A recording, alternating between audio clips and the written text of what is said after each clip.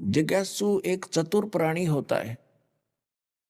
वैसे तो जिज्ञासु तो सभी होते हैं स्टार्ट में, लेकिन जिज्ञासु वो सीमा से आगे होता है।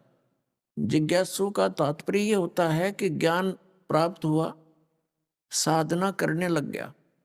और जिज्ञासु वो बताया है कि वो एक से बात सुनी संत से, दूसरे से सुना, तीसरे से सुना, चौथे से सुना, फिर वो स्वयं उनसे प्राप्त ज्ञान से अपने आप वक्ता बन जाता है और विद्वान सिद्ध करने की कुचेष्टा करता रहता है।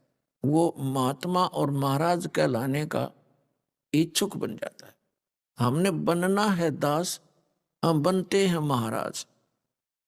तो ये फाउल पॉइंट है, भक्ति मार्ग का फाउल पॉइंट।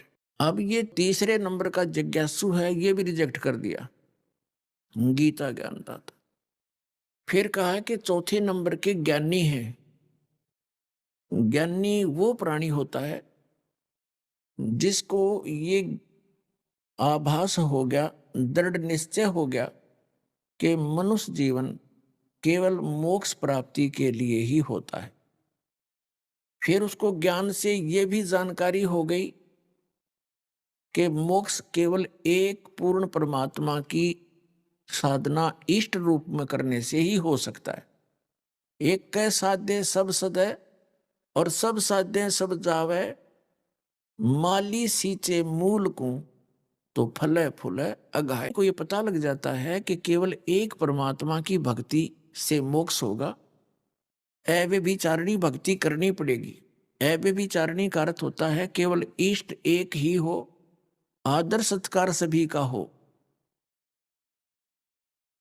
और हम क्या करते थे? हम ढेर सारे देवताओं की पूजा करते थे। इस दास का जन्म भी पवित्र हिंदू धर्म में हुआ। परंपरागत जो साधनाएं थी वो ढेर सारे देवताओं की पूजा करते थे। तो उसको गीता जी के अध्याय नंबर 13 में उसको व्यभिचारिणी भक्ति कहा है।